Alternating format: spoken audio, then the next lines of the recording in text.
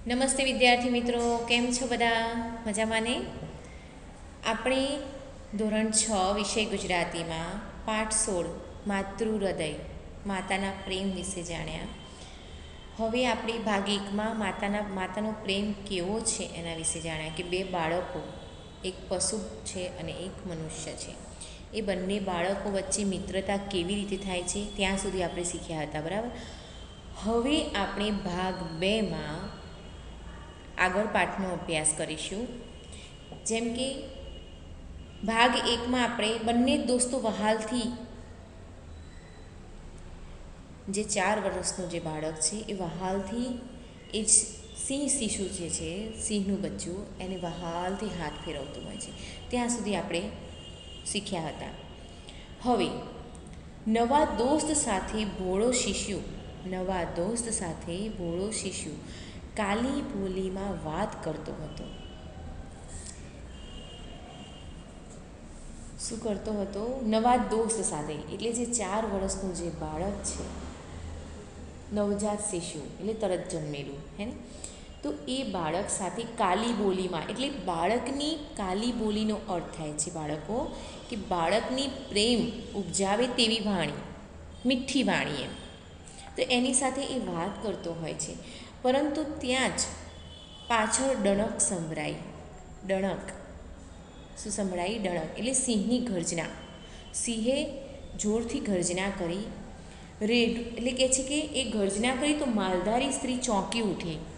જે બાળકની જે મા હતી ને, એ એકદમ ચોંકી ઉઠવું, રૂઢિપ્રયોગ છે. ચોંકી તો ચમકી જવું, એટલે એકદમ ચમકી જાય છે કે સ્નેહે આટલી જોરથી ગર્જના કરી. તો પોતાની સાથે આવેલા બાળકનું ઓસાણ આવ્યું, એટલે એને યાદ આવ્યું. શું આવ્યું? યાદ આવ્યું કે મારું બાળક છે ક્યાં? ઓસાણ એટલે યાદ. તો મારું બાળક ક્યાં ગયું? મારી પાછળ છે જ નહીં. તો તેનો જીવ અડધો થઈ ગયો. જીવ અડધો થવો એટલે ચિંતાથી વહીવર થવો, ચિંતા થવી. તો એનો જીવ અડધો થઈ ગયો. અને પછી કરગઠિયા પડતા, એટલે જે એને જે લાકડા વીણ્યા હતા ને, લાકડાના નાના નાના ટુકડા, એ બધા એને ત્યાં જ મૂકી દીધા. અને એ મૂકીને તે દોડી તેના પોતાના હૃદયમાં ટુકડાને રેડો મૂકવા બદલ મનોમન પસ્તાવો થયો. રેડો એટલે રખડતું, સંભાળ વિનાનું. એટલે મેં કે મારું બાળક મારી પાછળ નથી, મને ખબર જ નથી એમ. એટલે હાંફળી ફાંફળી દોડતી કાંટ વટાવી જ્યાં ભેખડ પાસે આવી. એટલે શું કહે છે કે ગભરાઈ ગયેલી, આકુળ વ્યાકુળ થયેલી કાંટાવાળી ગીચ ઝાડીઓને પણ એને, ઝાડીઓમાંથી પણ એ નીકળી ગઈ, એને ખબર જ ન પડી. અને તે ભેખડની પાસે પહોંચી ગઈ. એક ઢાળ ઉપર પહોંચી ગઈ. ભેખડ એટલે જજુમતો ટેકરાનો જે ઝૂલો હતો ને, ત્યાં કરાડ ઉપર પહોંચી ગઈ. એણે સામેનું દ્રશ્ય જોયું. એને ત્યાં સામેનું દ્રશ્ય જોયું અને જોઈને તેને આંખે ચક્કર આવી ગયા. આંખે ચક્કર આવ્યા એટલે બીકને લીધે ખૂબ જ બધું ગોળ ગોળ ફરતું દેખાતું હતું. ડરી ગઈ એ ખૂબ જ, અને એને આંખે ચક્કર આવવા લાગ્યા. ધરતી ગોળ ગોળ ફરતી હોય એને એવું લાગ્યું, પોતાનું અસ્તિત્વ ભૂલાતું ગયું. એટલે એને એવો ડર ઘૂસી ગયો કે આ સિંહણ મારા બાળકને મારી નાખશે. કારણ કે એને જે દ્રશ્ય જોયું, દ્રશ્યમાં એના બાળકે સિંહણના બચ્ચાને, તાજા જન્મેલા બચ્ચાને હાથમાં લઈને ઊભું છે અને સામેની સાઈડે સિંહણ ગર્જના કરી રહી છે. આ વસ્તુ જોઈને ખૂબ જ ગભરાઈ ગઈ. વાત એમ હતી કે ભેખડની બખોલમાં સિંહણે બચ્ચાને આગલા દિવસે જ જન્મ આપ્યો હતો. એટલે 2 બચ્ચા બોર્ડમાં હતા અને 1 બચ્ચું બોર્ડમાં ન હતું. શું કહે છે? 1 બચ્ચું હતું જ નહીં. સિંહણ મારણની તપાસમાં નજીક ગયેલી તેની પાછળ, પરંતુ બહારની ગંધે સિંહણ તુરત જ પોતાની બોર્ડ તરફ આવી. એટલે એને મનુષ્યની ગંધ આવી ગઈ. તરત જ વહાલ સોયા રક્ષણ માટે દોડી આવેલી જ્યારે પોતાના શિશુને પેલો બાળક ઉઠાવી જતો જોયો, એટલે સિંહણને એવું લાગ્યું કે મારા બાળકને, માનવ બાળની ગંધ, એટલે મનુષ્યના બાળકની ગંધ આવતા સિંહણ ત્યાં પહોંચી ગઈ. એને એવું લાગ્યું કે આ બાળક આ મનુષ્ય મારા બાળકને લઈ જશે. એટલે જોરથી દૂર દૂરથી તે ત્રાડ નાખતી, ગર્જના કરતી, બૂમો પાડતી હતી. પેલા માલધારી શિશુની માતા તેના બાળકના રક્ષણ માટે દોડી. એને પણ એવો ડર ઘૂસી કે તરત દોડે છે. તો વચ્ચે બે ભૂલકા, એક પશુ દેહધારી અને એક માનવ દેહધારી. કુદરતની કેવી બલિહારી. બલિહારી એટલે કરામત, કે એક પશુનું બાળક છે અને એક મનુષ્યનું બાળક છે. હે ને, એક પશુનું બાળક છે બાળકો અને એક મનુષ્યનું બાળક છે. બંને નિર્દોષ જીવ છે, બંનેને કશી ખબર નથી. પેલા બાળકને પણ નથી ખબર કે આ સિંહણનું બચ્ચું છે, અને પેલા સિંહણના બચ્ચાને પણ નથી ખબર કે આ મનુષ્ય છે. બંને નિર્દોષ જીવ છે, પણ બંને વચ્ચે ગાઢ મિત્રતા બની ગઈ છે. પછી કહે છે કે આ કુદરતનો કેવો ખેલ છે.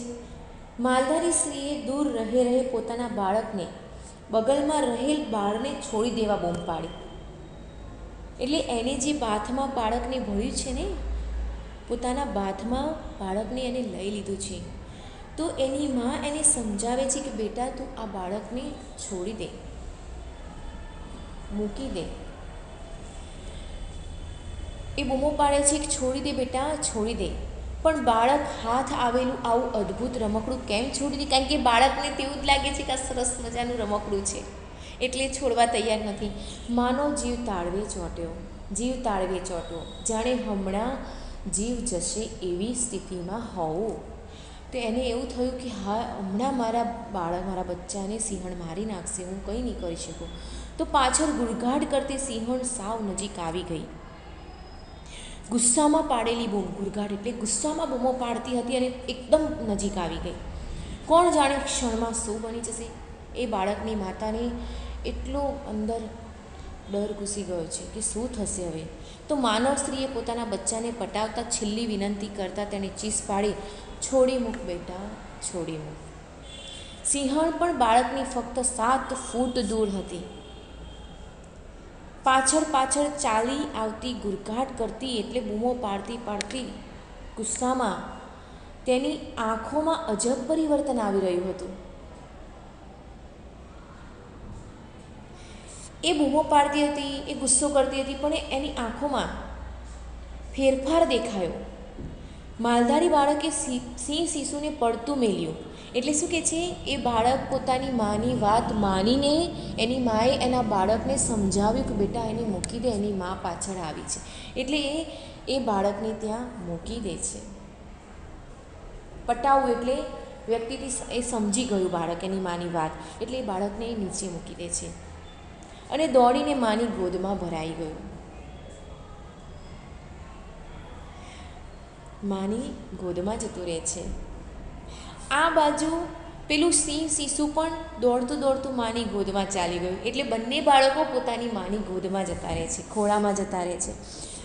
સામે બે માતાઓ વચ્ચે તેમના 2 શિશુઓ ઘડી બંને માતાઓએ આંખ મિલાવી, એકબીજાની સામે જોયું. બંને માતાઓએ પોતાના બાળકોની ગળે લગાવીને બંનેની આંખો એકબીજાની સામે જોઈ રહ્યા છે.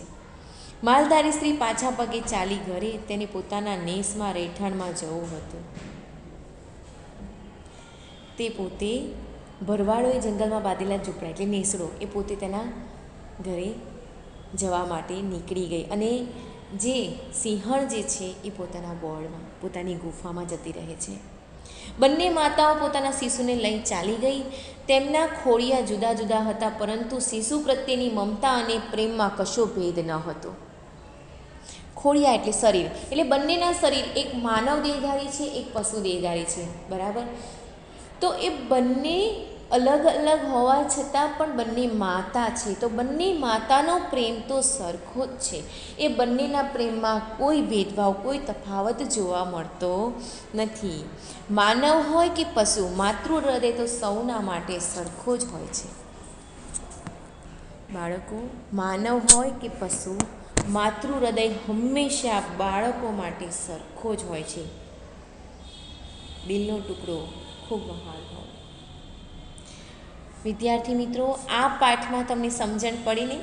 આ એક વાર્તા છે. વાર્તા દ્વારા આપણને કનૈયાલાલ રામાનુજ સમજાવવા માંગે છે કે માતા પશુમાં હોય કે પક્ષીમાં હોય કે પ્રાણીમાં હોય કે મનુષ્ય જાતિમાં હોય, પણ માતાનો પ્રેમ એક બાળક હોય, 4 બાળક હોય કે 2 બાળક હોય, માતાનો પ્રેમ બધા માટે એક સરખો જ હોય છે. સમજણ પડી બાળકો? તમને મજા આવી આ વાર્તામાં? તમારે ઘરે આ પાઠનું વાંચન કરવાનું છે, બરાબર ને? હવે હું તમને થોડાક સવાલ જવાબ પૂછું છું, તમારે મને એનો જવાબ આપવાનો છે, બરાબર ને? ગિરનાર કોની જેમ બેઠો છે? ચલો બોલો તો ગિરનાર કોઈ અવધૂત વૈરાગી સાધુની જેમ બેઠો છે. પ્રાગળ ફૂટે એટલે માલધારીઓ શું કરતા હતા? પ્રાગળ ફૂટે એટલે માલધારીઓ ભેંસો અને બીજા ઢોરોને લઈ ચરાવવા ઉપડી જતા હતા. પછી ચલો આગળ. સિંહણ બાળકથી કેટલી દૂર હતી? ચલો બોલો તો, આ તો યાદ હોવું જ જોઈએ. 7 ફૂટ. કેટલી? 7 ફૂટ દૂર હતી. પછી આગળ. માલધારી સ્ત્રીઓ શું કામ કરતી હતી? તો માલધારી સ્ત્રીઓ સવારે દહીં વલોવતી અને સાંજે બળતણ વીણવા ગીરના જંગલોમાં નીકળી પડતી હતી.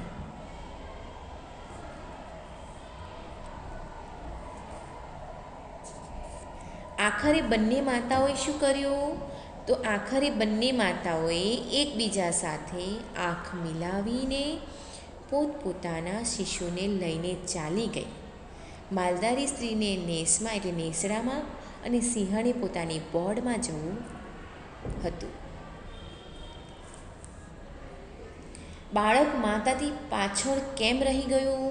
બોલો તો માતા સૂકા લાકડા વીણતી વીણતી આગળ ચાલી ગઈ અને તેનું બાળક ફૂલડા ચૂંટતું એટલે વીણતું ધીમે ધીમે ચાલતું હતું, તેની પાછળ રહી ગયું.